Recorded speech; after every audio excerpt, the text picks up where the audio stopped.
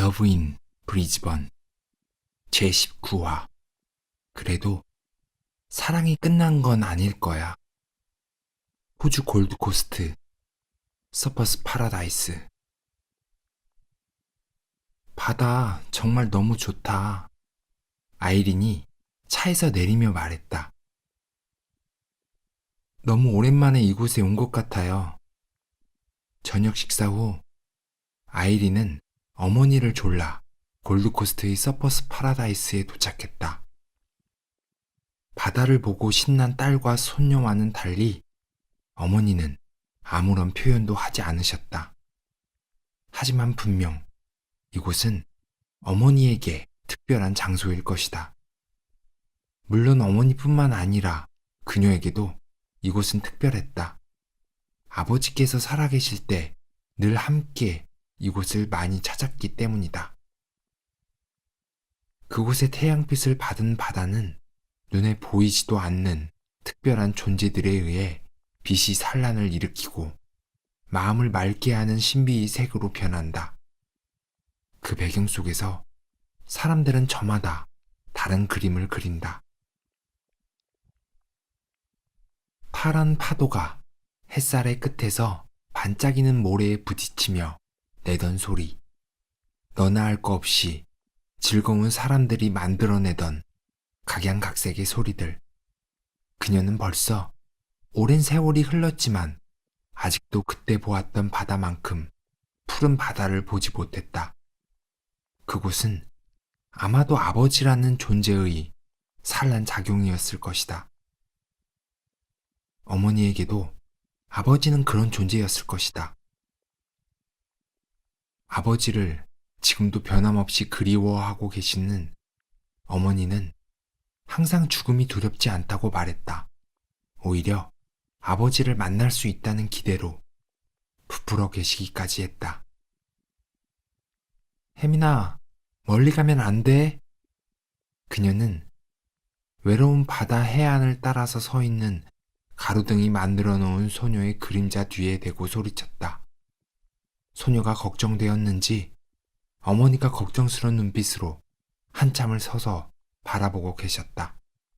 아이는 할머니의 걱정과 달리 다른 아이들이 모래성을 쌓고 있는 곳에서 함께 어울려 놀고 있었다.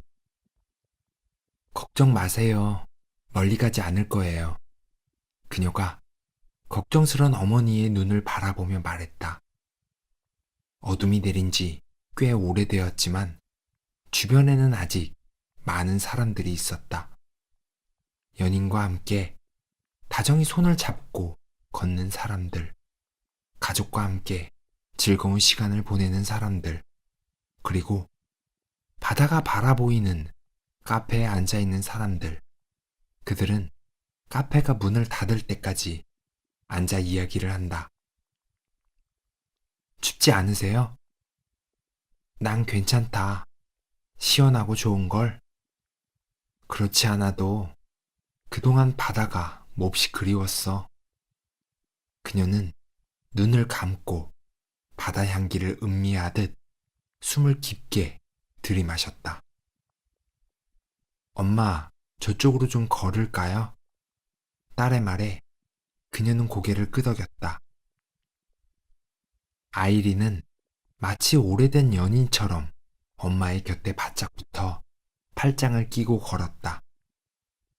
파도 소리가 귀가 아닌 가슴으로 한꺼번에 밀려 들어오고 있었다.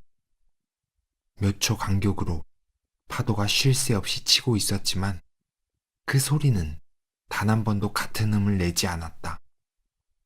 셀 수도 없이 많은 모래의 알갱이가 파도에 의해 부서지고 부딪히고 깎이면서 소리를 만들어냈다.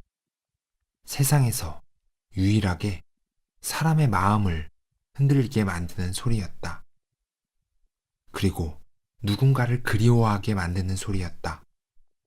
그녀는 신발을 벗어들고 백사장 위에 발자국을 찍었다.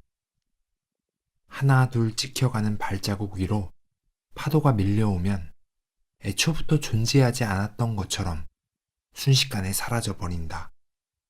마치 우리의 기억이 점차 사라져 버리는 것처럼. 오래전에 너희 아버지와 항상 이렇게 걷곤 했었단다. 물론 그 흔적은 오래전에 사라졌지만 내 마음에는 여전히 존재하고 있지. 바람결에 그녀의 머리카락이 날렸다. 어머니는 살며시 미소를 지었다. 엄마, 아직 아버지가 많이 보고 싶으세요? 아이린이 물었다. 그녀는 슬며시 웃음을 짓더니 말을 시작했다. 그 사람과 함께 했던 시간들은 오래전에 사라졌지만 그렇다 해도 영원히 사라진 것은 아니란다. 바다, 하늘, 바람, 그리고 가로등까지 모든 것들이 아버지를 기억하고 우리를 기억하고 있는 거야. 이곳의 모든 것들 역시 그 순간을 생생히 기억하고 있지. 내게는 보이거든. 저기 저쪽에 누워서 항상 하늘을 올려다보던 그 사람의 모습이 말이야.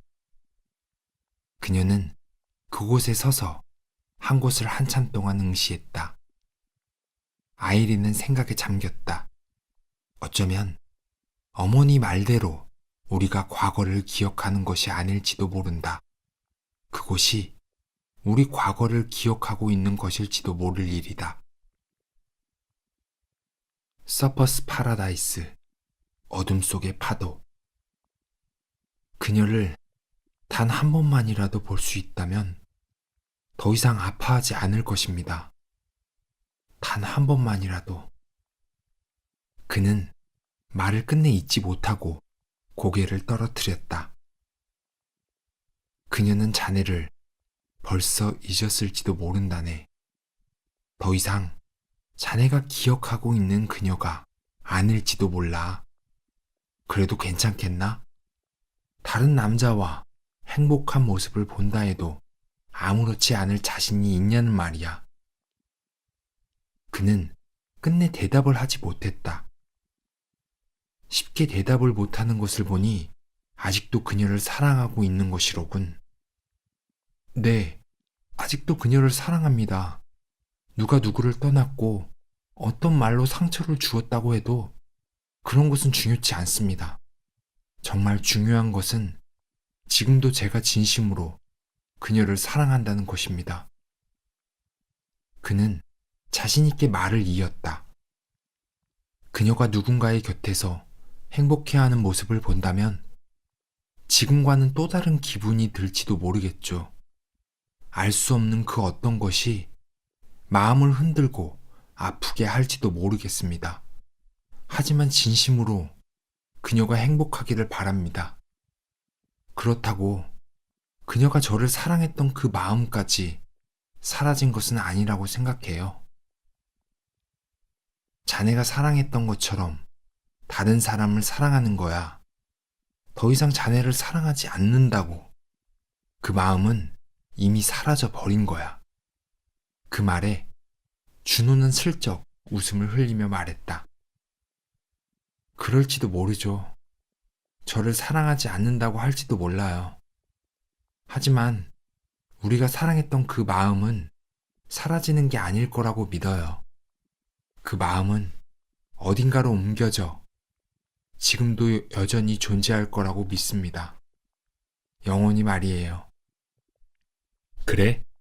정말 그렇게 생각한단 말이지? 자네는 정말 알다가도 모를 사람이군. 남자는 이해할 수 없다는 듯 그저 웃기만 했다. 준호는 어둠 속에 잠겨 보이지 않는 바다만 바라보고 있었다. 이렇게 살아있는데 눈을 감으면 우리가 함께했던 순간들이 이렇게 선명히도 보이는데 내가 죽었다니. 그 순간 한 꼬마가 달려오다가 중심을 잃어버렸는지 넘어지며 얼굴을 모래바닥에 그대로 처박았다. 그는 깜짝 놀랐고 꼬마를 일으켜 세우며 물었다. 괜찮니? 조심해야지 꼬마야. 어두워서 아무것도 안 보이는데 그렇게 뛰면 어떡하니? 꼬마의 얼굴에는 물기가 묻은 모래가 잔뜩 달라붙어 있었다. 모래를 털어내고 싶었는지 꼬마는 작은 손으로 얼굴을 어설프게 문질러 댔다. 하지만 모래는 여전히 얼굴에 달라붙어 있었고 입으로도 모래가 들어가 굉장히 불편해 보였다. 그래도 울지 않고 동그란 눈을 깜빡이며 작은 손으로 얼굴을 문지르고 있는 꼬마의 모습이 너무 귀여워 웃음이 나왔다. 그는 아이 얼굴의 모래를 말끔히 털어주고 물었다. 꼬마야, 엄마는 어디 있어? 아이는 손가락으로 뒤를 가리켰다. 그래? 아저씨가 데려다 줄게. 준호는 옆에 남자가 있는 줄도 모르고 꼬마를 엄마에게 데려다 주려고 자리에서 일어섰다. 그 순간 남자와 눈이 마주쳤다. 꼬마를 데려다 주겠다고 남자에게 말한 뒤 뒤돌아섰다. 그 순간 그는 이 엄청난 상황을 알아챘다. 갑자기 그의 머릿속이 혼돈으로 가득 차기 시작했다. 지금 그는 몇 초도 안 되는 짧은 순간 동안 이런 일이 일어날 수 있는 몇 가지 상황을 가정했다. 꼬마는 그와 같은 중인일 수도 있다. 무언가 기억에 사로잡혀 떠나지 못하고 떠돌고 있는. 잠시 동안 정적이 흘렀다. 도대체 이 작은 꼬마가 얼마나 아픈 기억에 사로잡혀 있기에 이곳에 있는 거지? 아니면 그게 아니라면 그의 가슴은 터질 듯 급격히 뛰고 있었다.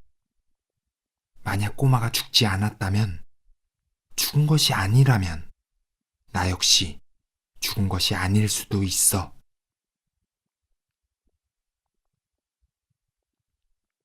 2009년 2월 28일 홍콩 국제공항 2번 탑승구 앞. 대형 유리창 너머로 비행기 한 대가 내려앉고 그 위로는 일몰이 시작되고 있었다. 붉게 물든 하늘 위로 날고 있는 비행기의 모습들이 하나둘 보였다. 이곳은 천국의 어디쯤일까? 그는 붉은 노을빛을 한가득 받으며 생각에 잠겼다. 세상이 경이롭게 느껴지는 황홀한 순간이었다. 어디서부터 시작된 것일까? 그리고 어디로 향해 가는 것일까? 난 왜 이곳에 앉아 있는 거지? 그곳에는 철저히 버려지고 외로운 내가 있을 뿐인데. 저스틴은 12번 탑승구 앞에 앉아 호주로 가는 비행기에 탑승을 기다리고 있었다. 사람은 가끔씩 자신도 모르는 어떤 힘에 이끌리곤 한다. 지금 그가 그랬다.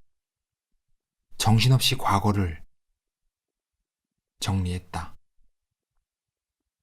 하지만 지난 1년의 흔적은 한국을 떠날 때 옷가지만 몇 개 쑤셔놓고 들고 온 작은 배낭 하나뿐이었다. 엄청날 것 같던 1년의 시간은 그렇게 흔적도 없이 배낭 속에 구겨져 기억의 뒤편 어딘가로 사라졌다. 그날 밤 레베카의 그 한마디만 아니었어도 지금 이곳에 앉아 있을 이유는 없었다. 아마도 지금쯤 유럽 어느 골목에서 헤매고 있었을 것이다. 그는 오늘에서야 정신없이 비행기표를 알아보고 친구들에게 인사도 미룬 채 비행기를 탔던 자신의 모습을 후회하고 있었다.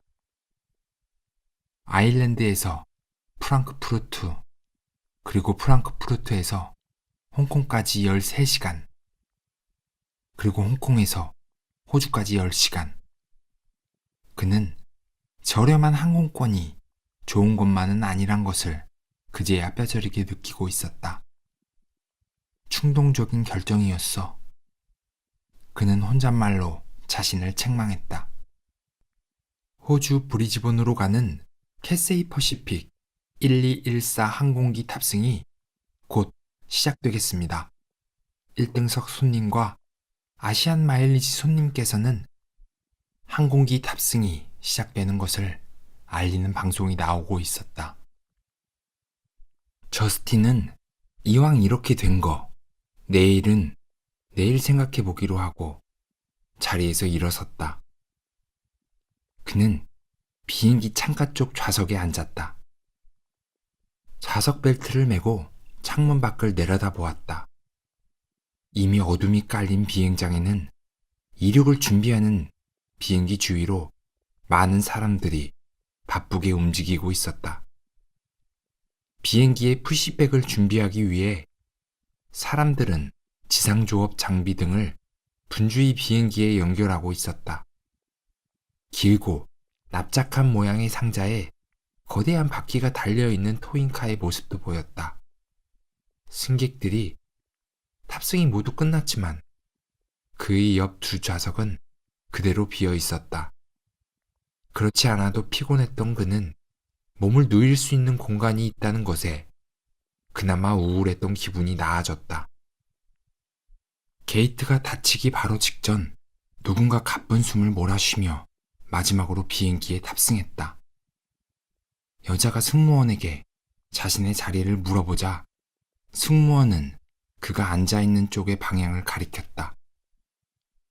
이런 재수도 없지 원. 저스틴은 한숨을 내쉬며 고개를 돌려 창문에 시선을 고정했다. 예상대로 그녀는 그와 좌석 하나를 사이에 두고 앉았다. 아시아 여자였다. 아니, 한국 여자가 분명했다. 긴 생머리에 자연스러운 화장, 그리고 심하게 눈에 띄는 색상의 옷을 입은 다른 이들과는 달리 얇은 회색 스웨터에 청바지를 깔끔하게 차려입은 모습을 보아 전형적인 한국인이었다. 그는 자리가 불편한 듯 몸을 몇 번이나 뒤척이더니 오래 지나지 않아 피곤함을 못 이기고 눈을 감았다.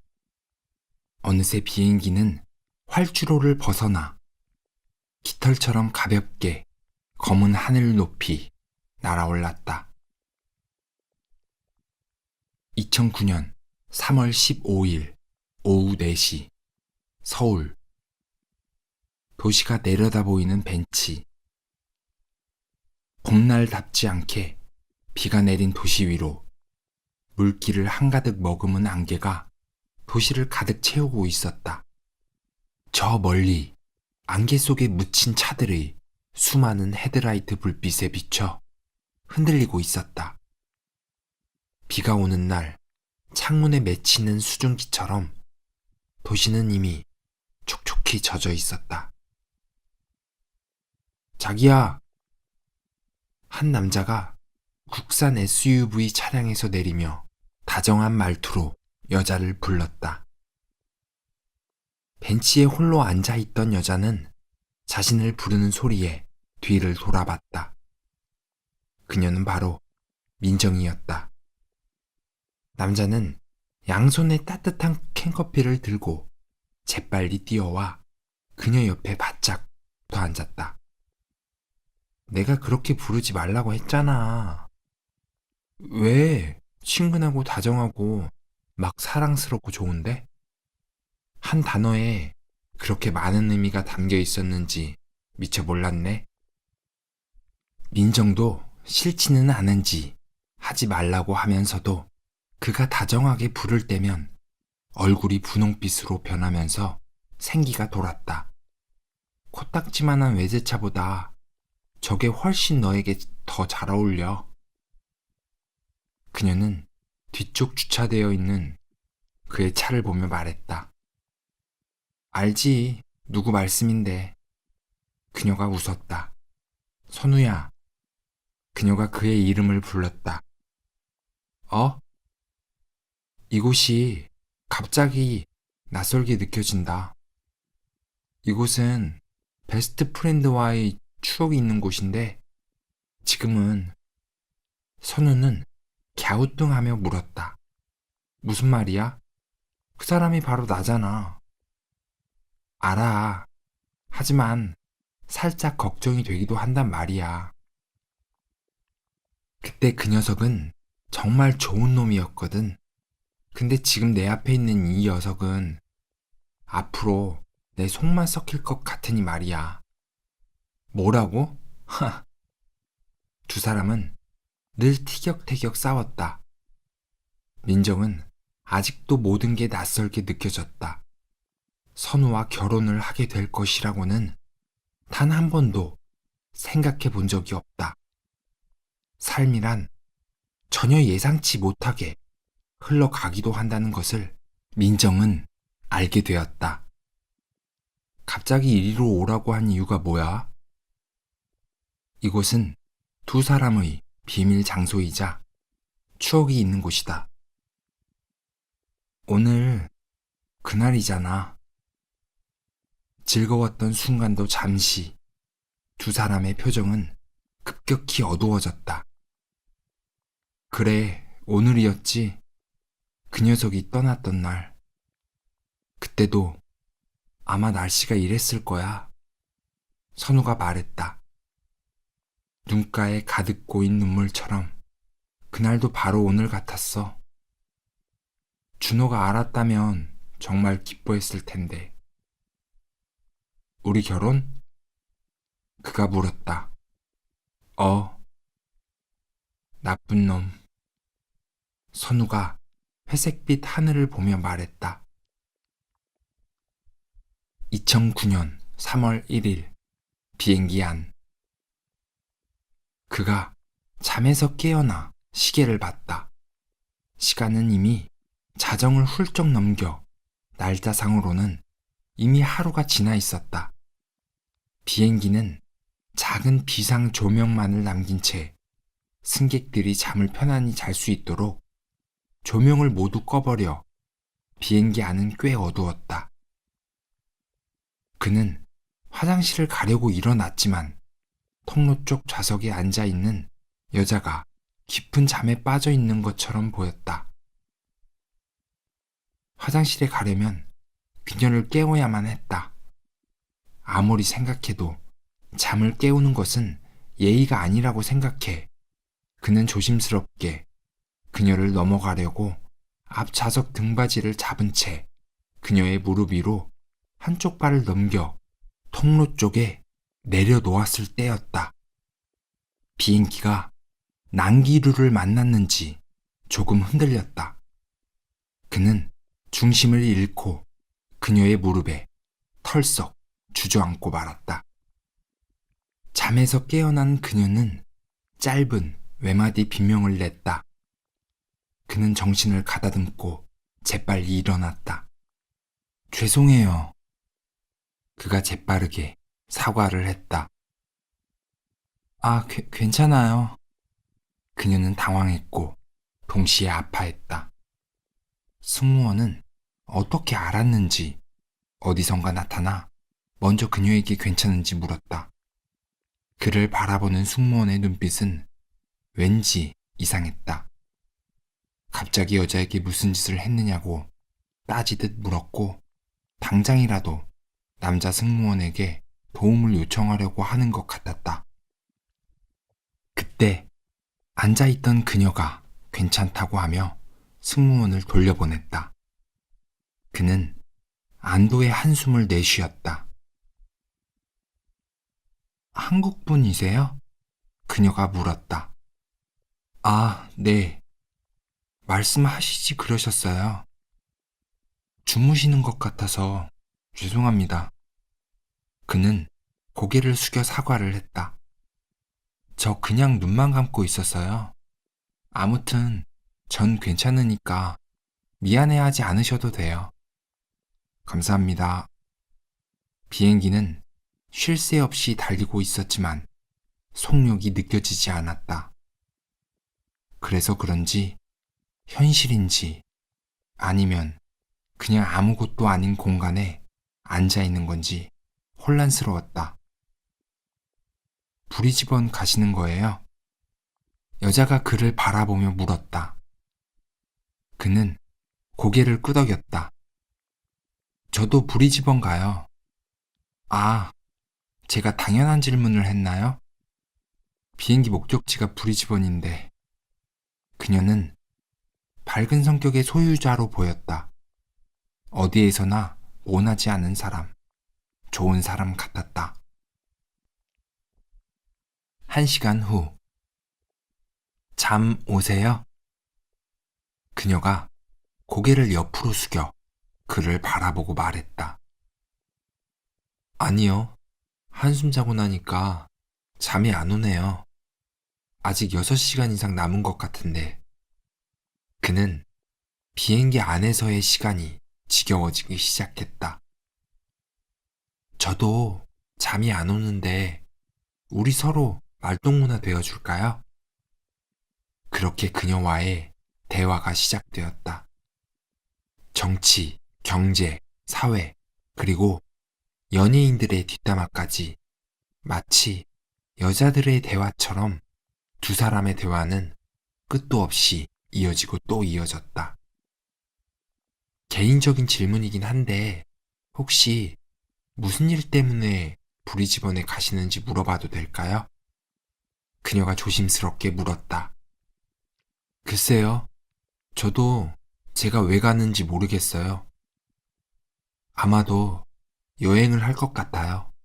이유도 모른 채 떠나는 거예요. 오, 멋진데요? 그쪽은요?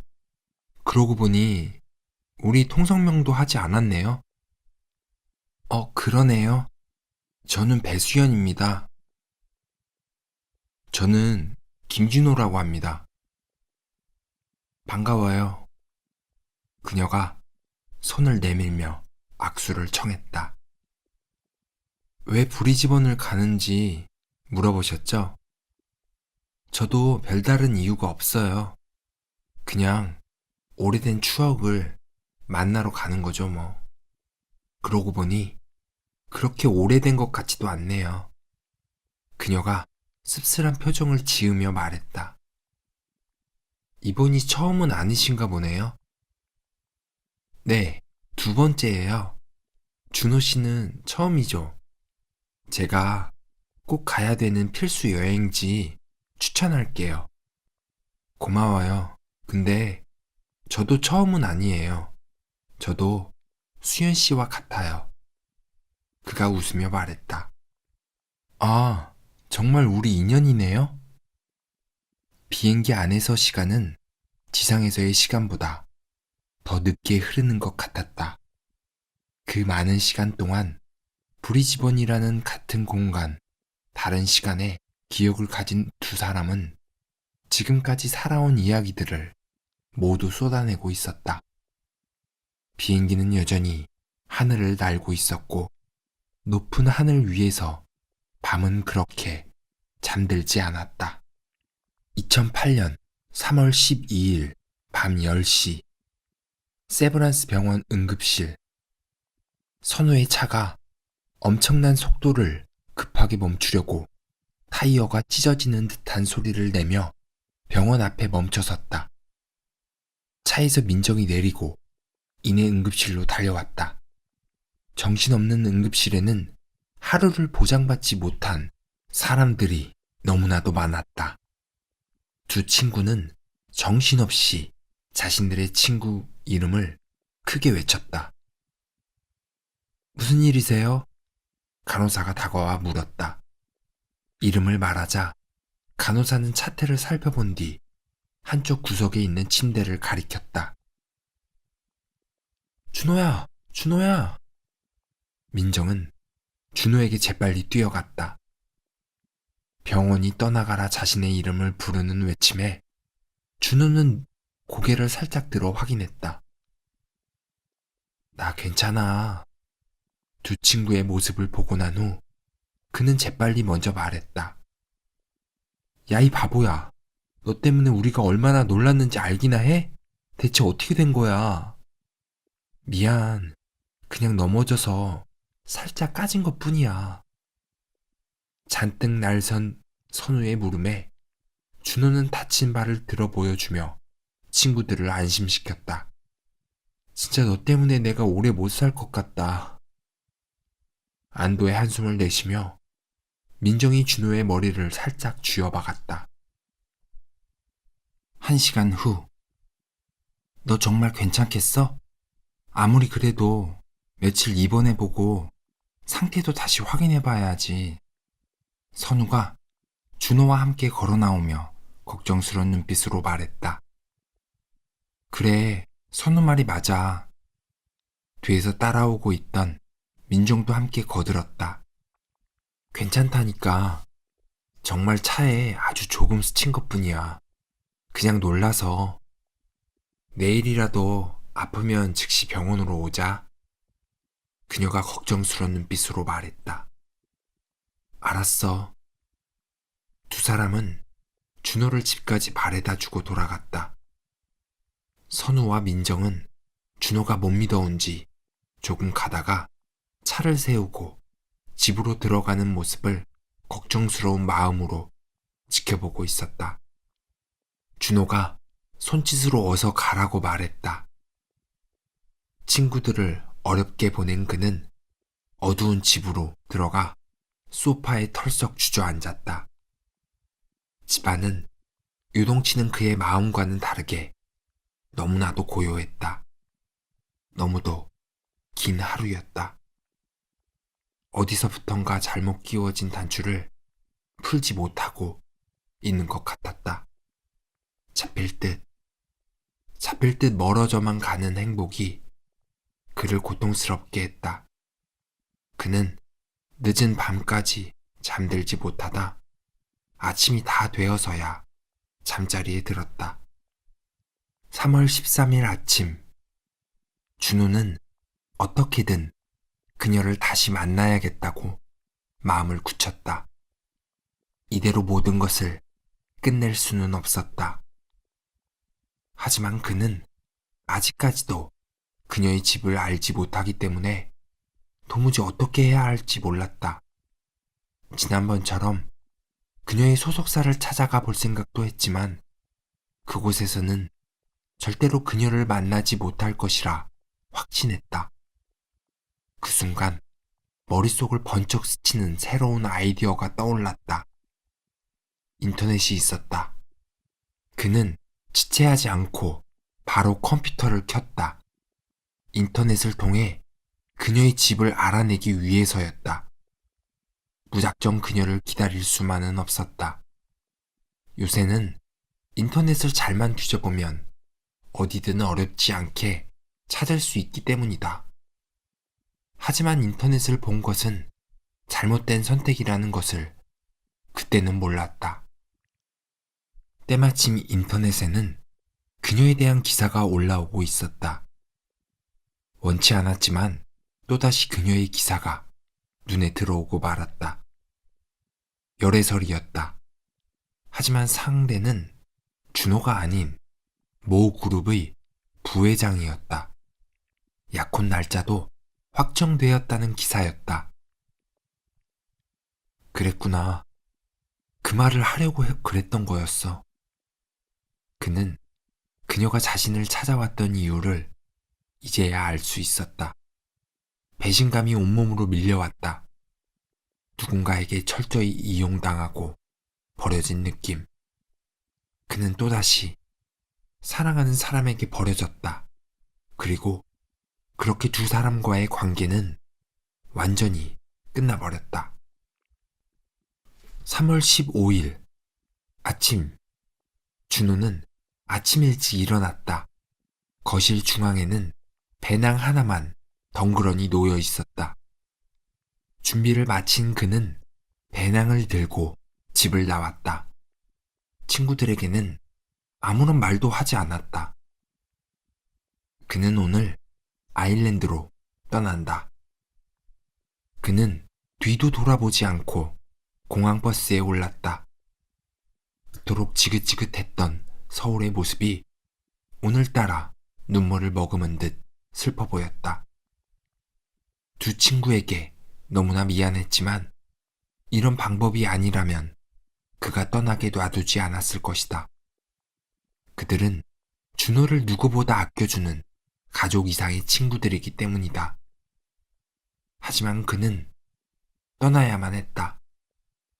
과거의 기억이 없는 곳에서 새롭게 시작하고 싶었다. 다시 태어난 사람처럼 지난 기억은 모두 없었던 일처럼 잊어버린 채 살고 싶었다. 그것이 바로 그가 자신에게 마지막으로 주는 기회였다.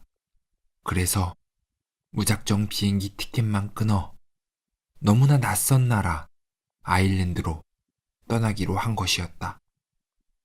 언젠가 어느 저예산 영화 속에서 아일랜드라는 낯선 나라가 그의 눈에 들어왔다. 보잘것없는 오래된 도시, 화려하지 않은 옷차림의 사람들, 그리고 1년 내내 회색빛을 머금은 사람을 우울하게 만드는 날씨까지 그 모든 것이 좋았다. 더 이상 눈부신 햇살, 푸른 파도가 아름답게 펼쳐져 있는 곳은 싫었다. 지독한 우울함만이 그의 우울함을 치료해 줄 수 있을 것만 같았다. 그래서 아일랜드라는 나라가 더 그를 유혹했는지도 모른다. 하지만 꼬박 하루가 걸려 도착한 아일랜드의 날씨는 믿을 수 없을 만큼 청명했다. 초록의 나라답게 사방으로 탁 트인 평야에 녹색의 초원이 그 끝을 알 수 없을 만큼 광활하게 펼쳐져 있었다. 1년 중 몇 번 없는 이상하게 맑은 날씨라고 택시 기사는 말했다. 준호는 굳게 마음을 먹었다. 과거의 자신을 더 이상 만나지 않겠다고. 선우에게 내가 너에게 썼던 쪽지들은 대부분 도서관에서였지. 공부 그만하고 놀러 나가자고 하는 쪽지들이었어. 기억나니? 그때 이후로 너에게 처음으로 편지를 쓰는 것 같다. 그때부터 너와 민정이는 언제나 그림자처럼 내 옆에 있어 주었지. 난 너희들에게 항상 받기만 했었던 것 같아. 여러 가지로 너희들의 마음만 아프게 했었고, 시간은 앞으로 흐르는데 난 항상 과거로만 걸었어. 내 인생이 어디서부터 잘못됐을까? 내 자신에게 수없이 묻고 또 물었어. 하지만 변하는 것은 아무것도 없다는 것을 알게 되었어. 인생에 있어서 가장 쉽게 익숙해지는 것이 무엇인 줄 알아? 바로 받아들이는 거야. 현재의 내 자신을 있는 그대로 받아들이는 것. 아무리 망가지고 깨져버려도 받아들여야만 한다는 사실을 깨닫게 되는 거지. 하지만 말이야, 나는 아직 망가진 나를 받아들일 준비가 되지 않았어. 그래서 이제 정말 나를 찾아 떠나고 싶어. 새로운 나를 말이야. 비록 모든 것이 부질없는 것이 될지도 모르겠지만 오늘의 나를 원망하지는 않을 거야. 아무런 말도 없이 떠났다고 너무 섭섭해하지 않았으면 좋겠어. 친구야, 나는 나를 찾을 수 있을까? 언젠가 너희 앞에 또 다른 내가 나타난다면 염치 없지만 반갑게 나를 맞아주었으면 좋겠어. 만약 그런 날이 온다면 말이야. 그리고 무언가에 너의 모든 것을 걸 가치가 있다면 주저하지 마. 우리는 어느 별에서 사랑을 찾아 잠시 놀러 온 사람들이잖아. 다시 만날 날을, 그날을 기약하며. 2009년 3월 1일 비행기. 두 사람이 이런저런 이야기를 하는 사이 비행기는 어느새 태평양을 건너고 있었다. 그녀는 자신의 사랑 이야기를 털어놓고 있었다.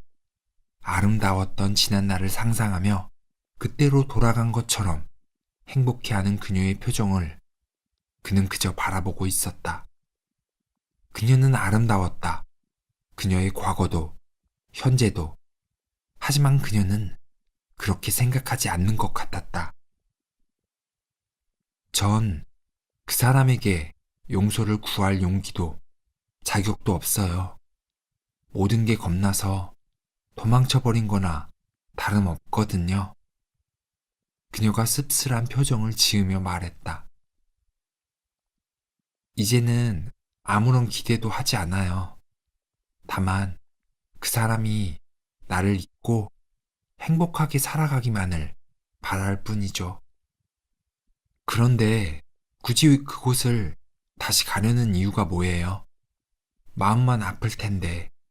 그가 물었다. 저는 과거의 나를 있는 그대로 받아들일 준비가 돼 있어요. 물론 아플 수 있겠죠. 그리고 그리울 거예요. 하지만 무섭다고 피해만 가지는 않을 거예요. 아무 일도 없었던 것처럼, 다 끝난 일처럼 모른 척하며 살고 싶지는 않아요. 그래서는 안 되는 거잖아요. 그리고 무엇보다도 우리가 함께 했던 시간을 다시 만나고 싶어요. 그때 우리가 너무 그리워요. 그래서 전 지금 너무 설레요. 마치 처음 그때처럼 말이에요. 그녀의 모습은 그에게 많은 질문을 던져주었다. 과거를 지우려고만 했던 시간들. 하지만 그 기억은 절대로 지워지지 않는다는 것을, 마치 부메랑처럼 되돌아오고 또다시 되돌아온다는 사실을. 착륙, 비행기 안에서의 시간은 1분이 1시간처럼 너무나 고통스럽다. 귀를 먹먹하게 만드는 비행기 엔진 소음, 비좁은 공간의 답답함, 여러 사람과의 불편함이 괴롭게 만든다. 하지만 그의 이번 비행은 지금까지와는 반대로 매우 흥미로웠다. 알지 못하는 누군가의 만남, 그리고 아직 끝나지 않은 두 사람의 긴 이야기. 비행기는 어느새 착륙을 준비하는 단계로 접어들었다. 어두웠던 비행기 안은 다시 불이 켜지며 환해졌다. 사람들은 잠에서 깨어나고 승무원들 역시 손님들을 배웅할 준비를 하고 있었다. 아무것도 보이지 않던 창밖으로 구름이 걷히고 도시가 만들어내는 빛들이 하나둘 보이기 시작했다. 우리는 과거를 왜 잊으려고만 할까? 왜 나는 그녀와의 추억을 잊으려고만 했을까? 그는 비행기 아래로 노을에 비친 도시를 보며 생각했다. 브리즈번의 도시 속에 움츠려 있던 지난 기억의 조각들, 사랑의 조각들이 다시 되살아나고 있었다. 수연 씨가 생각하는 것처럼 그 사람도 추억을 소중히 간직하고 있을 거예요. 그가 갑자기 돌아보며 말했다. 꼭 그 말을 해주고 싶었기 때문이다. 그랬으면 좋겠네요. 그녀가 웃으며 말했다. 그는 다시 고개를 돌려 브리즈번을 내려다봤다. 그녀의 사랑 이야기를 들었을 때 그는 알 수 있었다. 그 남자가 바로 1년 전 브리즈번 거리에서 우연히 만났던 그 남자라는 것을. 너무나 놀라운 일이다. 믿을 수 없었다. 그리고 그의 생각이 틀렸다는 것을 알았다.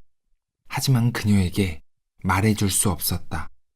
아마도 더 이상 그녀를 기다리지 않을 것이다. 그녀에게 괜한 기대를 가지게 하고 싶지 않았다. 그 또한 상처가 될 것이 분명하기 때문이다. 하지만 왠지 무슨 일이든 일어날 수 있을 거라 생각했다. 아니, 그랬으면 하고 바랐다. 참 신기한 인연이다. 공항을 빠져나온 두 사람은 함께 택시를 타고 브리즈번으로 향했다. 그리고 얼마 지나지 않아 택시는 브리즈번 시티에 두 사람을 내려놓았다. 두 사람은 한동안 아무런 말 없이 주위를 둘러보고 있었다. 반대쪽에 관람차는 이제 막 불을 밝힌 채 돌아가고 있었고 그것으로 이어주는 다리 역시 그대로였다. 모든 것이 그대로다. 가을밤 향기에 나와 그녀의 기억이 진하게 배어 있었다.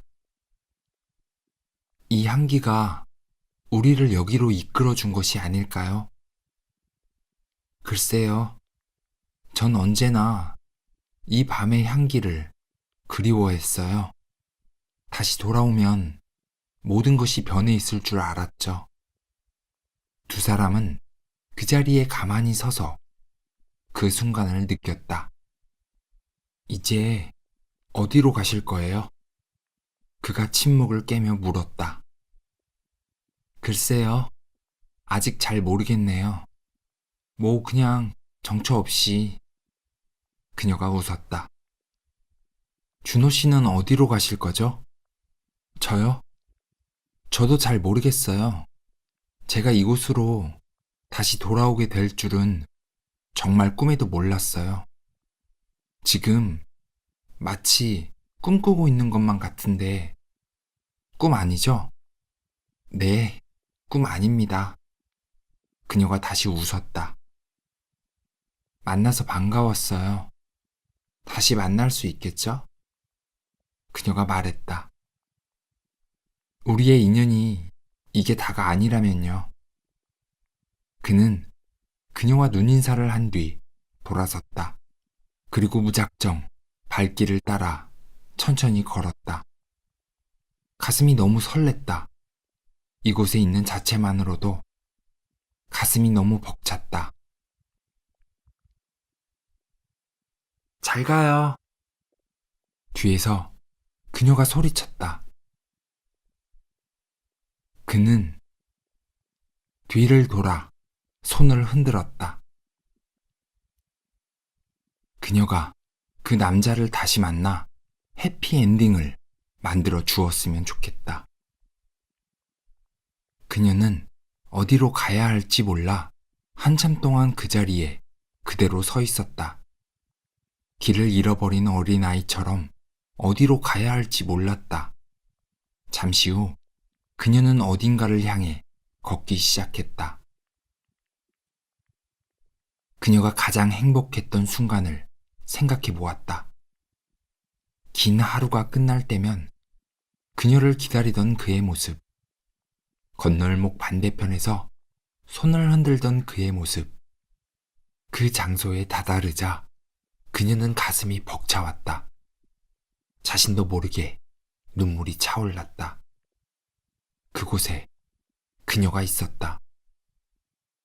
하루의 끝에서 두 사람은 서로에게 의지한 채 손을 잡고 나란히 걷고 있었다. 서로에게 장난을 치면서 집으로 향했다. 그들이 점점 다가오더니 그녀의 옆을 지나쳐갔다. 그녀는 그저 바라만 볼 뿐이었다. 두 사람은 점점 멀어져 갔다. 잡은 두 손을 놓지 않고 꼭 붙잡고 있었다. 어느새 멀어져 가는 두 사람의 모습에 수연은 감정이 복받쳐 손으로 입을 막았다.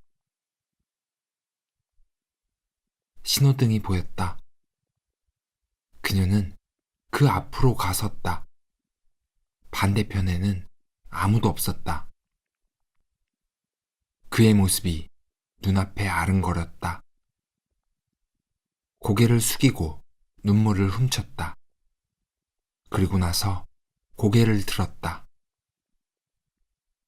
창문의 빗방울이 사라지듯 눈앞의 물방울이 사라졌다. 맞은편 벤치에서 누군가 일어나 횡단보도 앞으로 걸어오고 있었다. 그리고 그 남자는 바로 길 건너에 서서 신호가 바뀌기를 기다리고 있었다. 신호가 파란불로 바뀌자 남자는 그녀를 향해 걸어오고 있었다. 남자가 거짓말처럼 그녀의 앞에 다가와 섰다. 그리고 그녀에게 말했다. 고마워. 돌아와줘서. 내가 너무 오래 걸렸지? 그를 본 그녀가 눈물을 참으며 떨리는 목소리로 말했다. 남자는 고개를 저었다.